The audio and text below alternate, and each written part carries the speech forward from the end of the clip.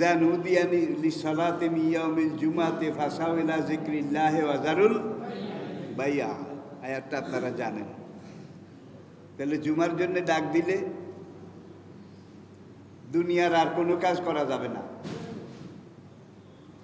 সঙ্গে সঙ্গে দুনিয়ার সব ব্যস্ততা কাজকর্ম এগুলোর পাট চুকিয়ে এগুলো বন্ধ করে ফাসাও সাইয়ান প্রতিযোগিতামূলকভাবে কে কার আগে মসজিদে গিয়ে উপস্থিত হতে পারো। অজারুল বায়া দোকানপাট কেনা বেচা এগুলা বন্ধ করে দাও। যালিকুম খায়রুল লাকুম, এটাই তোমাদের জন্য সবচাইতে কল্যাণকর। ইন কুনতুম তা'লামুন, যদি তোমরা বুঝতে পারো। তো আমরা আল্লাহর ঘরে আসতে পেরেছি, আল্লাহ পাকের আহ্বানে সাড়া দিতে পেরেছি।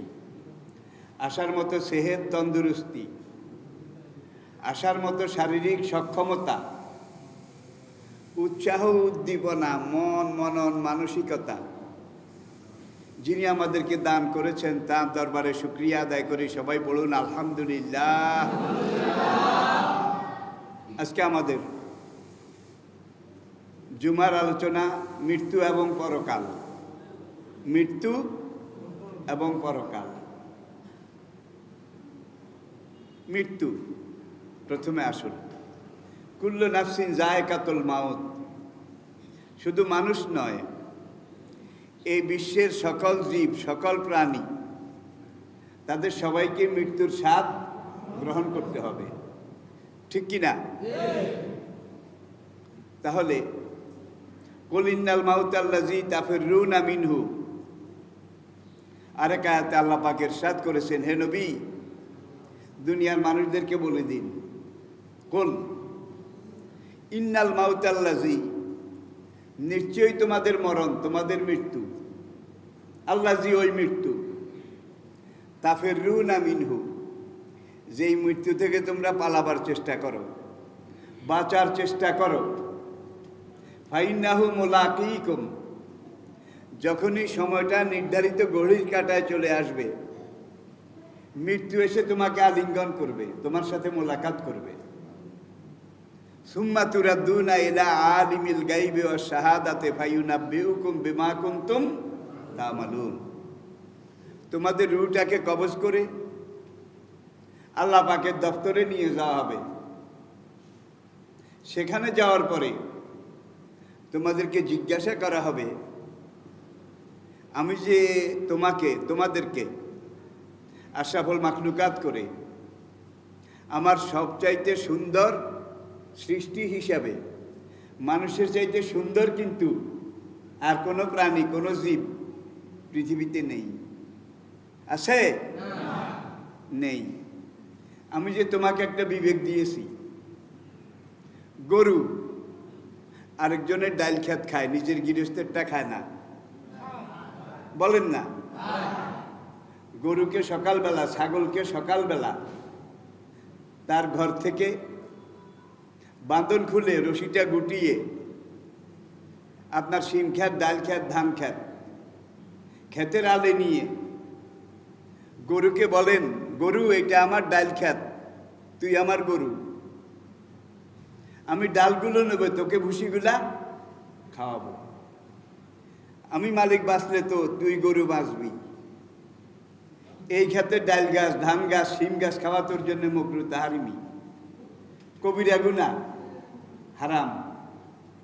খবরদার ভুলেও তুই মাঠের সব ঘাস খাবি, কিন্তু এই ক্ষেতের নিষিদ্ধ এই ডাল গাছ, ডাল খেত এটা খাবি না।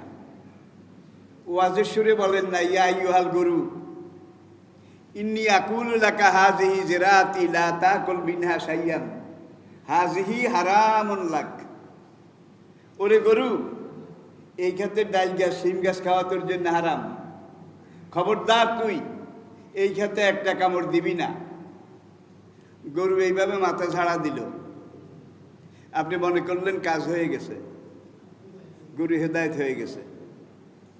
এইবার ক্ষেতের আলে বাঁধনটা খুলে দিয়ে আপনি যখন চলে আসলেন, সে বোধহয় লাল খেত খাবে না, এত নিষেধ কাকে করলেন? এত ওয়াজ কাকে করলেন? তাইলে বুঝা গেল গরু বলে আমার জীবনে এত হারাম হালাল, জায়েজ না জায়েজ, বৈধ অবৈধ এগুলো চলে না। আমার জীবনে সমস্যা একটা, সেটা হলো পেট সমস্যা। পেট ভরার জন্য সামনে যেটা পাই সেটাই আমি খাই। এখন গরু যে এইভাবে তার মালিকের নিষেধাজ্ঞা অমান্য করে ডাইল খাত খেলো, গরুর আমল নামায় সগিরা গুনাহ লেখা হয়েছে, ঠিক না? কবিরা তো দূরের কথা, কবিরা গুনাহ লেখা হয়েছে, গরুর কোনো আমল নামায় নাই, হিসাবের কোনো খাতা গরু ছাগলের আছে, হায়ান জানোয়ারের আছে। কিন্তু আপনি নিজে একটা পেঁপে গাছ লাগিয়েছেন, গাছটা ম্যাচিউরড হয়েছে, বড় হয়েছে, বড় বড় পেঁপে প্রত্যেক ডগার নিচ দিয়ে বের হয়েছে। আমি আপনার বন্ধু, আপনার বাড়িতে গিয়ে কতক্ষণ কথাবার্তা, চা নাস্তার পরে বের হয়ে আসি, আপনি পেঁপে গাছটা দেখাই দেন যে হুজুর দেখেন এটা আমি লাগিয়েছি। আমি তাকিয়ে দেখলাম কয়েক মন পেঁপে, বড় বড় রয়্যাল সাইজ, কিং সাইজ। এবার আমি বললাম ভাই আমি তো আপনার বন্ধু ছাত্র জীবন থেকে, আপনার একান্ত আপনজন, আপনার কাছে আমি হাত জোড় করি, অনুরোধ করি, আমি বন্ধুকে খুশি করার জন্যে এই ছুরিটা দিয়ে আপনি আপনার লাগানো পেঁপে গাছটা গোড়া দিয়ে কেটে আমাকে একটু খুশি করেন। আপনি বোধহয় কাটবেন, রাজি হবেন? কেন হবেন না? পেঁপে গাছ কাটলে নিজের ক্ষতি হবে, এটা আপনি বুঝেন। কিন্তু ক্ষেতের ডাইল গাছ খেলে, শিম গাছ খেলে গরুর নিজের ক্ষতি হবে, মালিকের ক্ষতি হবে, এটা সে বুঝে না। যে জন্যে গরুর গলায় রশি, ছাগলের গলায়ও রশি, বেড়া মহিষ তাদের গলায়ও রশি, খুঁটা গেড়ে বাঁধতে হয়। এমন জায়গায় মালিক খুঁটা গাড়ে যেন সে মালিকের দেওয়া সীমারেখা এটার বাইরে যেতে না পারে, ঠিক কিনা বলেন? তাহলে গরু আপন পর চেনে না, হারাম হালাল জানে না।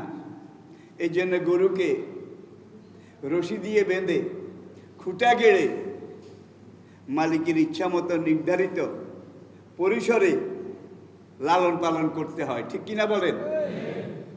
আপনারও একটা রশি আছে গলায়, আপনারও একটা খুঁটা আছে। গরুর রশিটা জাহিরি দেখা যায়, কিন্তু আপনার রশিটা বাতেনি, দেখা যায় না। আপনার রশিটার নাম কি? তিলকা হুদুদুল্লাহ। এটা আমি আল্লাহর শরীয়ত সীমা রেখার রশি। তুমি এই শরীয়ত সীমার মধ্যে যা আছে, শরীয়ত সীমার মধ্যে যা আছে এগুলোর মধ্যে যেটা জায়েজ সেটা খাবে, যেটা জায়েজ সেটা করবে, যেটা হালাল সেটা ধরবে, যেটা হারাম যেটা না জায়েজ সেটা তুমি খাবেও না, ধরবেও না, তার কাছে যাবেও না। তাহলে বিবেকের রশি, নীতি নৈতিকতার বাঁধন, ধর্মের খুঁটা, এটা দিয়ে আল্লাহ আপনাকে আমাকে কিন্তু বেঁধে রেখেছেন। কথাটা একটু কঠিন হয়ে গেল বোধহয়। তাহলে আপনার গলায়ও রশি আছে, আমার গলায়ও আছে, সেটা আল্লাহর রশি, সেটা হুদুদুল্লাহর। তিলকা হুদুদুল্লাহ ওমাইয়া তাআদ্দা হুদুদ আল্লাহ, আল্লাহ এইভাবে বলেছেন। সুতরাং আমার এই শরীয়ত সীমা রেখা, আমার এই জায়েজ না জায়েজ, হালাল হারাম, বৈধ অবৈধ, এটাকে মেনে টেনে তুমি যদি জীবন ধারণ করতে পারো, শরীয়ত সীমা রেখার মধ্যে নিজকে নিয়ন্ত্রণ করে রাখতে পারো, আমার নূরের তৈরি ফেরেশতারাও তোমাকে সেজদা করবে। আমার নূরের তৈরি ফেরেশতার চাইতেও তোমার সম্মান অনেক বেশি হয়ে যাবে। তাহলে এবার আমরা সিদ্ধান্তে আসি, এই দুনিয়াতে ভালো কাজ, নেকের কাজ, সওয়াবের কাজ যেটা আপনি করবেন, আপনার এই ভিসার মেয়াদ শেষ হওয়ার সঙ্গে সঙ্গে আপনাকে, আমাকে, আমাদেরকে আরেকটা জগতে যেতে হবে। সেই জগৎটার নাম কি? পরকাল। এরপরে আসুন, ইয়াসআলুনাকা আনির রূহ কুলির রূহু মিন আমরি রাব্বি ওমা উতীতুম মিনাল ইলমি ইল্লা কালিলা। হে নবী, এরা আপনাকে রূহ সম্পর্কে জিজ্ঞাসা করে, বলুন। রূহ আমার রবের একটা নির্দেশ, একটা হুকুম, একটা আমর।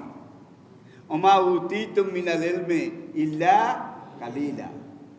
রূহ সম্পর্কে তোমাদেরকে যে জ্ঞান দেওয়া হয়েছে এটা খুবই সীমিত, অতি অল্প, নগণ্য। আজকের বিজ্ঞান 33 কিলোমিটার মাটির নিচে কি আছে সেটাও বাইর করেছে, ঠিক কিনা? সেটাও বের করেছে। একেবারে সিজিনের মুখ পর্যন্ত আজকের বিজ্ঞানীরা গেছে। সেখানে গিয়ে তারা ইল্লিনের চিৎকার, জাহান্নামীদের চিৎকার, কান্না, এগুলার আওয়াজ, এগুলা শুনে রেকর্ড করে এগুলো এনে দুনিয়ার জীবিত মানুষের সামনে পেশ করেছে। হয়তো কেউ দেখেও থাকবেন। আমি এর আগেও আপনাদেরকে এই সম্পর্কে বোধহয় বছরখানিক আগে একবার বলেছিলাম, আমার যদ্দূর মনে পড়ে আর কি। আপনার হাড়ের ভিতরে ছোট্ট একটা দাগ, কালো স্পট হাড়ের ভিতরে, সেটা পর্যন্ত আজকে বিজ্ঞানীরা এক্সরের মাধ্যমে, যন্ত্রের মাধ্যমে বের করেছে, ঠিক কিনা বলেন? কিন্তু আপনার এখানে যে রুটা আছে, কোনো ক্যামেরায় বোধহয় বের করা গেছে, কোনো এক্সরেতে, কোনো যন্ত্রে, কোনো এমআরআইতে কি? এখন একদল আছে বলে যেটা দেখি না সেটা মানি না, যেটা দেখি না সেটা বিশ্বাস করি না। এখন তোমার ভিতরে যে আল্লাহ রুটা দিয়েছেন, তুমি বোধহয় দেখে বিশ্বাস করেছ নাকি? এখন ওই নাস্তিকের দরকার মসজিদে এসে জনগণের কাছে ঘোষণা, বুকে হাত দিয়ে এই কথা বলা, ভাইরা আমার, আমি নাস্তিক, আমি যা দেখি না নিজের দুই নয়নে তা বিশ্বাস করি না গুরুর বচনে। আমার ভিতরে যে রূহ আছে আমি দেখতে পাইনি, কোনোদিন দেখি না, কেউ দেখেনি, সুতরাং আমার ভিতরে রূহ নাই। এই জন্যে নাই, আমি রূহকে দেখতে পাই না, সুতরাং আমি আমার বুকে হাত দিয়ে নিজকে মৃত ঘোষণা করলাম। রূহ আছে, সে দেখে না, এই জন্য মানে না, এই জন্য নিজকে মৃত ঘোষণা করেছে। ঘোষণা করার সঙ্গে সঙ্গে আপনারা খাট বার করে তাকে খাটে শোয়ায় গোসল দাফনের ব্যবস্থা করবেন, ঠিক না? এটা করবেন নাকি মাথায় পানি ডালবেন? যে লোকটার আপার চেম্বার খারাপ হয়ে গেছে, মাথা খারাপ হয়ে গেছে, ঠিক কিনা বলেন? তাহলে বুঝে গেল আপনার ভিতরে আছে। কিন্তু আজ পর্যন্ত ইউরোপের একদল বিজ্ঞানী, তারা রূহের উপরে একাধারে 18 বছর, 1.5 যুগ গবেষণা করেছে। শরীরের সব কিছু তারা, মগজের এখানে 12 লক্ষ কোষ আছে, মৌমাছির বাসার মতো, কোঠা কোঠা, এক একটা কোষে এক একটা নার্ভ আছে, রগ আছে। 12 লক্ষ কোষে 12 লক্ষ রগ আছে। শরীরের যতগুলা পশম আছে, প্রত্যেকটা পশমের গোড়ায় গোড়ায় এক একটা রগের কি আছে? জয়েন্ট আছে, রক্ত সাপ্লাই করে প্রত্যেকটা পশমকে পর্যন্ত। এগুলা পর্যন্ত বিজ্ঞানীরা বের করেছে, কিন্তু রূহকে খুঁজে আমা উতীতুম মিনাল ইলমি ইল্লা কালিলা। আল্লাহু আকবার। আল্লাহ পাক কোরআনে 1000 বছর আগেই এই প্রশ্নের জবাব দিয়েছেন।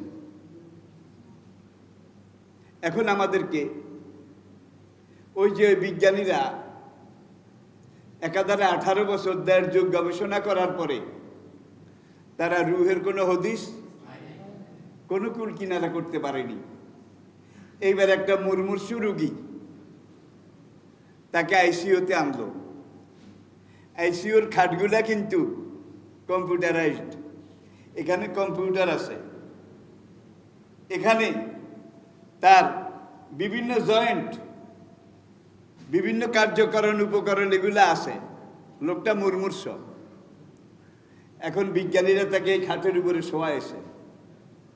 শোয়ানোর পরে তারা কম্পিউটারের দিকে তাকায়, কম্পিউটার একটা একটা করে দেখায় যে হার্টবিট, হার্টবিট, হার্টবিট, বুকের দপ দপ দপ, এটা মিনিটে এতবার, পালস, রুগীর শিরা টিক টিক টিক, মিনিটে এতবার। বিপি, রুগীর ব্লাড প্রেশার এত বাই এত। ওয়েট ওয়েট ওয়েট, রুগীটার দেহের ওজন এত। সব কিছু কম্পিউটারে উঠতেছে কিন্তু, নাকি ওঠে না? এটার নাম আইসিইউ। বিজ্ঞানীরা এগুলো ডায়েরিতে নোট করলো। রুগীর পালস এত, হার্টবিট এত, ব্লাড প্রেশার এত, দেহের ওজন এত। এগুলা নোট করার পরে বিজ্ঞানীরা অপেক্ষা করতেছে, লোকটা মারা গেলেই তো আমরা সেকেন্ড স্টেজে যেতে পারবো। একবার এইভাবে একটা ঝিড়ি দিয়ে লোকটা মরে গেছে। মরে যাওয়ার পরে এইবার তারা কম্পিউটারের দিকে তাকালো, কম্পিউটার চালু আছে কিন্তু হার্টবিট এটা বন্ধ, পালস এটা বন্ধ, প্রত্যেকটা সেল বন্ধ, কিন্তু একটা আছে ওয়েট ওয়েট ওয়েট, মানে কি? রুগীর ওজন। কারণ রুগীটা তো মারা গেল, এখনো খাটের উপরে আছে, আছে তো। এখন বিজ্ঞানীরা এবার হাততালি দিয়ে বলল পাওয়া গেছে, পাওয়া গেছে। কি পাওয়া গেছে? এখন ওই যে ওয়েট ওয়েট ওয়েট, হ্যাঁ ওজন ওজন, এইটা আগে যেটা ছিল রু থাকতে, সেখান থেকে ওজন 4 গ্রাম কমে গেছে। ওরা বলল পাওয়া গেছে রুর ওজন 4 গ্রাম। যেটা পাওয়া যায় নাই, যেটা কমছে সেইটাই রু, চলে গেছে। এইবার তারা বলা বলি করলো আমরা সাংবাদিক সম্মেলন করব। কোরআনে আছে আমা উতি তো মিনাল ইলমি ইল্লা, আমরা রুকে দেখতে পাইনি, এটা ঠিক, কিন্তু রুহের ওজন কত এটা আমরা দেখতে পাইছি। সুতরাং আমরা পত্রপত্রিকায় দেব যে রুহের ওজন 4 গ্রাম। বিজ্ঞানীদের মধ্যে আবার কিছু হুঁশিয়ার বিজ্ঞানী আছে, তারা বললো এত সস্তা না। যদি আমরা খ্রিস্টান, আমরা ইহুদি, কোরআন মানি না, কিন্তু কোরআন যতগুলা কথা বলেছে, প্রত্যেকটা কথা যেটার উপরে আজ পর্যন্ত রিসার্চ হয়েছে, গবেষণা হয়েছে, একটা কথার মধ্যে 1 জাররা 1 তিল বেশ কম পাওয়া যায়নি। সুতরাং এত সকালে বলিও না, কোরআন যে বলছে আমা উতি তো মিনাল ইলমি ইল্লা কালিলা, এটাই ঠিক হবে। তখন বলে যে কি করে বুঝি? কার একটা রুগী আন, হাসপাতালে তো আর রুগীর অভাব নাই। এখন আরেকটা রুগী আনলো, আনার পরে ওই খাটে এই রুগীটা, মরা রুগীটাকে শোয়াইয়া এই রুগীটাকে উঠাইয়া এই রুগীটাকে শোয়ালো। শোয়াবার পরে তার কম্পিউটার রিডিং শুরু হলো। এরা আগের রুগীর লেখার নিচে এইবার লিখলো হার্টবিট হার্টবিট হার্টবিট এত, পালস পালস পালস, শিরা এত, বিপি বিপি ব্লাড প্রেশার এত বাই এত, এত বাই এত, ওয়েট ওয়েট, রুগীর দেহের ওজন এত এত এত। এগুলো নোট করলো। নোট করে এখন অপেক্ষা করে যে এই বেটা যদি মরে, এই বেটারও ওজন যদি 4 গ্রাম কমে, তাইলে বুঝতে হবে কথা ঠিক। রুর ওজন 4 গ্রাম, আমাদের আগের রিসার্চ এটা ঠিক আছে। এইবার তারা অপেক্ষা করতেছে, কিন্তু ওই রুগী হালায় মরে না। 7 ঘন্টা হয়ে গেছে। এখন তারা কেউ মদ খায়, কেউ সিগারেট খায়, বিরক্তির শেষ। কারণ লোকটা না মরলে তো রেজাল্ট, রুহের ওজন 4 গ্রাম, এটা কনফার্ম হওয়া যাবে না। এখন কোন কোন দেহবিজ্ঞানী বললো এটা নামা, আরেকটা রুগী আন। অন্যরা বললো এটা যদি সময় আরো বেশি লাগে, কারণ না বললে তো আমরা রেজাল্টও পাবো না, সিদ্ধান্ত আসতে পারবে না। কিছুক্ষণের মধ্যে লোকটা একটা খিঁচুনি দিয়ে মরে গেল।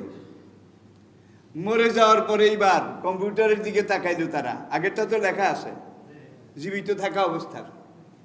এইবার দেখে যে হার্টবিট হার্টবিট এটা নাই, পালস পালস এটাও নাই, বিপি বিপি ব্লাড প্রেশার এইটাও শো করে না নাই। ওয়েট ওয়েট ওয়েট, রুগীর ওজন ওজন ওয়েট, দেখে যে রু যাওয়ার পরে এইটার ওজন 7 কেজি বাড়ছে, 7 কেজি। এইবার ওই যে বিজ্ঞানী বলছিল এত সস্তা নয়। Holy Quran is the super book of the world. Holy Quran is the super book of the world. ইসলামের কোরআন দুনিয়ার সর্বোচ্চ নিখুঁত নির্ভুল একমাত্র গ্রন্থ। কোরআন 1000 বছর আগে যতগুলা কথা যতখানে যতভাবে বলেছে, আজকে বিজ্ঞান যত গবেষণা করতেছে, কোরআনের প্রত্যেকটা কথা সত্য বলে প্রমাণিত হয়েছে। সুবহানাল্লাহ, এত আসতে পড়বেন। আল্লাহু আকবার, আল্লাহু আকবার। এখন আসুন, রূহ যতক্ষণ শরীরের সাথে থাকে, দেহের সাথে থাকে, ততক্ষণ শরীরটা জীবিত থাকে। রূহকে যখন শরীর থেকে দেহ থেকে আলাদা করে ফেলা হয়, এটার নাম হলো মউত। কি?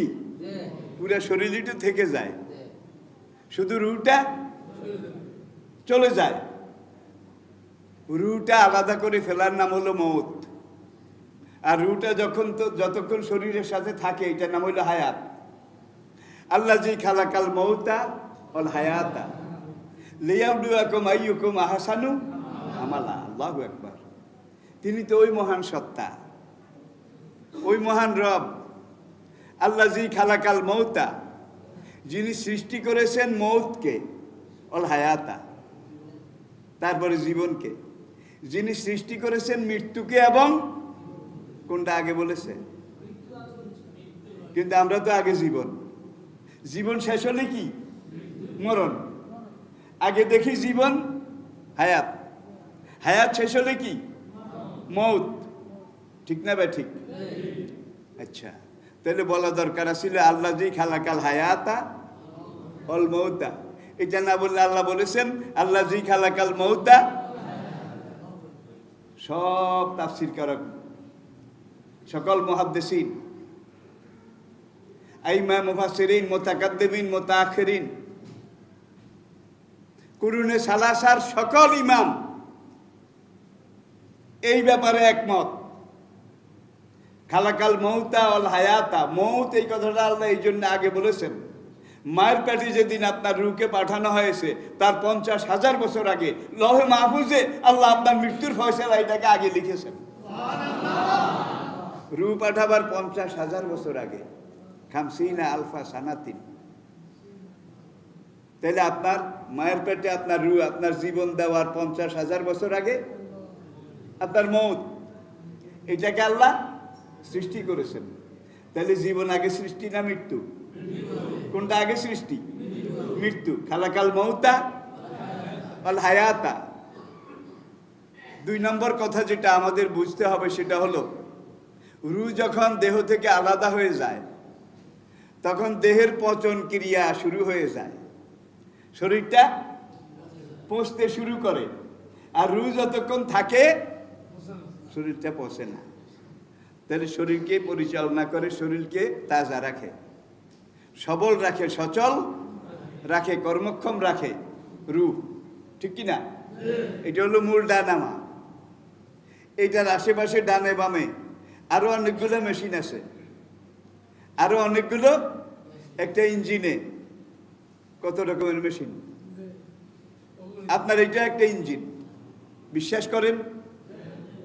আপনার এখানে দেখেন হার্ট আছে, বাল্ব আছে, কিডনি আছে।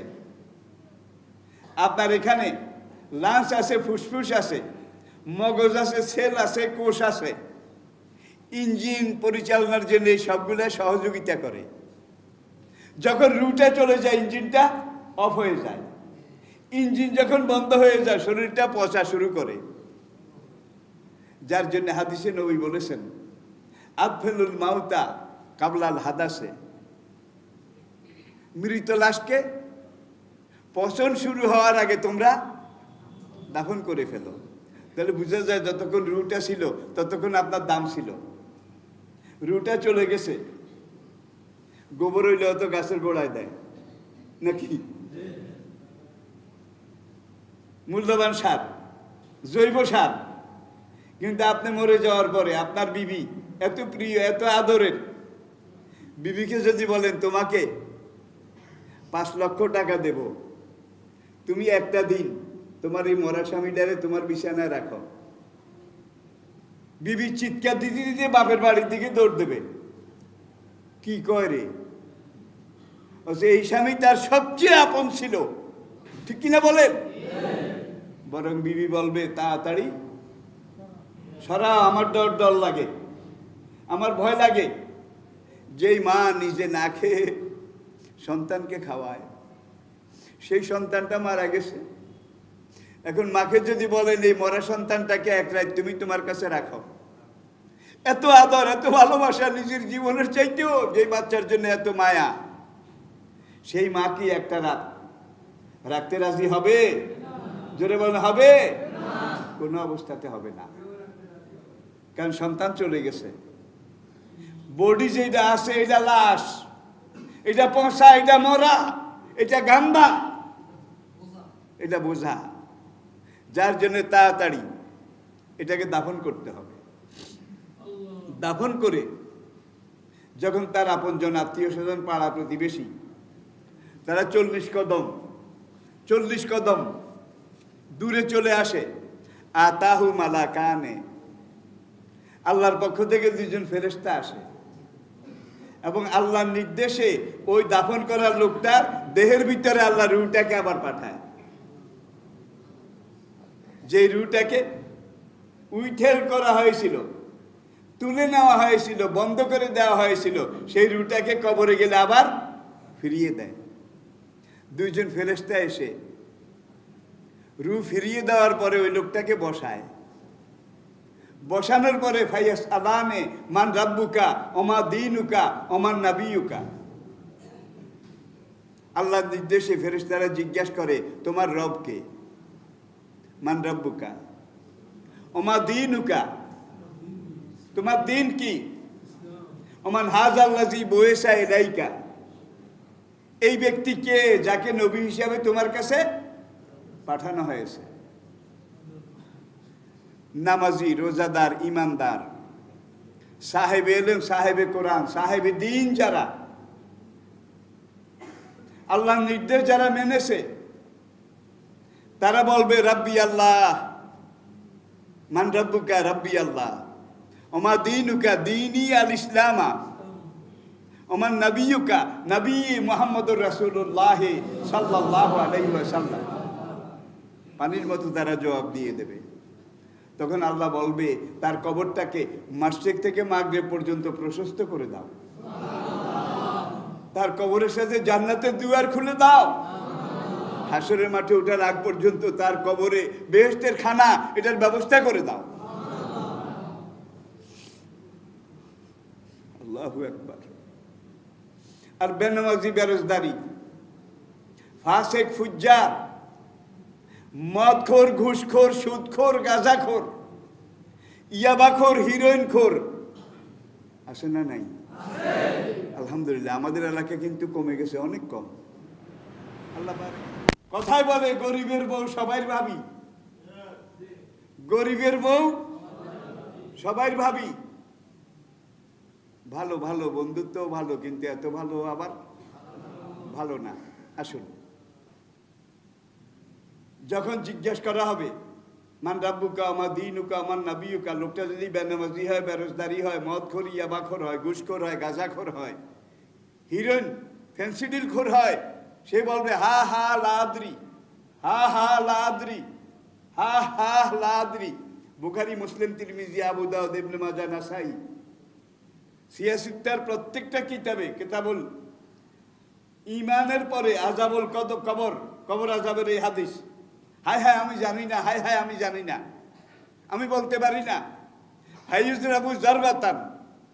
তখন আল্লাহর নির্দেশে ফেরেশতারা লোহার মুগুর, গদা চিনেন? লোহার গদা, এটা দিয়ে এমন জোরে আঘাত করবে, তার মাথার মগজ থেকে পায়ের তালু পর্যন্ত প্রত্যেকটা গোশত, রগ, রেশা, হাড্ডি, মাংস চূর্ণ বিচূর্ণ, ধুনিত বিধুনিত, একাকার মেশাকার হয়ে মাটির সাথে, কবরের মাটির সাথে মিশে যাবে একবারই। ফাইয়ুজরাবু জারবাতান। তাকে যখন একটা আঘাত করবে ফায়াসিরু তোরাবান, তার পুরো শরীরটা একাকার মেশাকার হয়ে মাটির সাথে মিশে যাবে। মিশে যাওয়ার পরে আল্লাহর হুকুমে আবার গোটা হবে। তৈরি হওয়ার পরে এবার দ্বিতীয় প্রশ্ন, আমার দিন উকা, তোমার দিন কি? বলবে হা হা লাদি, আমি জানি না এই সেকেন্ড বাড়ি, আবার মাটি, আবার তৈরি হবে, আবার বাড়ি। ইয়াসমা সাউতুম মিনাল মাশরিকি ইলাল মাগরিব ইল্লা সাকালাম, এমন জোরে গদা দিয়ে বাড়ি দেবে বেনামাজি, বেরোজদারি, নেশাখোর, ইয়াবাখোর, খুনি, তাদেরকে, যে গদার আওয়াজ মাশরিক থেকে মাগরিব, হাদিসে মিনাল মাশরিকি ইলাল মাগরিব, যেখান দিয়ে সূর্য উঠে আর যেখান দিয়ে সূর্য ডুবে, দুনিয়ার এক প্রান্ত থেকে আরেক প্রান্ত পর্যন্ত তার আওয়াজ শোনা যাবে। ইল্লা সাকালাম, কিন্তু জিন আর ইনসান এই দুই মাখলুক আওয়াজ শুনতে পাবে না। অনেক সময় দেখছেন কবরের পাশে গরু বান্ধা আসিল, মুর্দা দাফন করে চলে গেছে, অল্প কিছুক্ষণ পরে গরু ভা ভা করে দড়ি টড়ি সিঁড়ি খুঁড়া ভাঙি, এরকম ঘটনা আসে না নাই? আমি নিজেও দেখেছি, সেই বরিশালে আমি নিজেও দেখেছি। আল্লাহু আকবার। এই কবরের জীবনটা আমাদের আরেকটা জীবন, যেই জীবনটাকে বলা হয়েছে অল বাসে বাদাল, মরার পরের জীবন। কালা রাসূলুল্লাহ সাল্লাল্লাহু আলাইহি ওয়াসাল্লাম মান মাতা কামাত আলাইহি কিয়ামাতুন, যে ব্যক্তি মরে যায়, মরার সঙ্গে সঙ্গে তার কিয়ামত শুরু হয়ে যায়। আসলে আলোচনাটা ব্যাপক, দরকার আছে কিনা? দরকার আছে কিনা?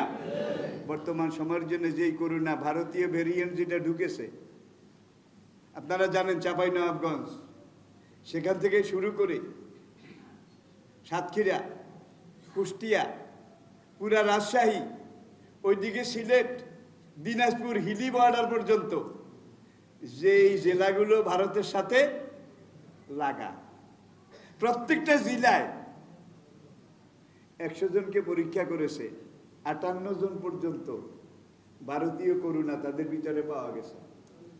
100 জনের মধ্যে যদি 58 জন হয়, তাহলে অবস্থাটা কেমন বোঝা যায়? কিছুদিন আগে আমি আপনাদেরকে বলেছিলাম, ভারতে যে অবস্থা হচ্ছে, আল্লাহ না করুন এই অবস্থা যদি এখানে শুরু হয়, একটা কিয়ামত হয়ে যাবে। আলহামদুলিল্লাহ আমরা এখনো ভালো আছি। গত 101 বছর আল্লাহ আমাদেরকে ভালো রাখছে। জোরে বলেন আলহামদুলিল্লাহ। সমস্ত প্রশংসা আল্লাহর জন্য। আল্লাহ পাক, সেই ভারতের অবস্থা আপনারা জানেন, এখনো সেখানে তারা করোনা ভাইরাসের কাছে পরাজিত। বর্তমান দুনিয়ার সবচেয়ে বড় শক্তি আমেরিকা, তারাও করোনা ভাইরাসের কাছে পরাজিত। চায়নার মতো দেশ, রাশিয়ার মতো দেশ, যত সুপার পাওয়ার, তারা সবাই করোনা ভাইরাসের কাছে পরাজিত। আরেকটা জিনিস, সেটা হলো করোনা ভাইরাস ছাড়াও আলহামদুলিল্লাহ আমাদের এলাকাতে করোনা ভাইরাস নাই, তারপরেও মানুষের মৃত্যু কিন্তু আগের চাইতে অনেক বেশি বেড়ে গেছে। এই 1 সপ্তাহ 10 দিনের মাথায় আমাদের এলাকায় 3 জন লোক চলে গেছে। সানাউল্লাহ সাহেবের বেগম সাহেব, চৌকিদার বাড়ির শহীদ ভাইয়ের বেগম সাহেব, আর 3 দিন আগে গেছে আমার চাচাতো ভাই, ওই পুলিশ কাগার ছেলে, বড় ছেলে হারুন।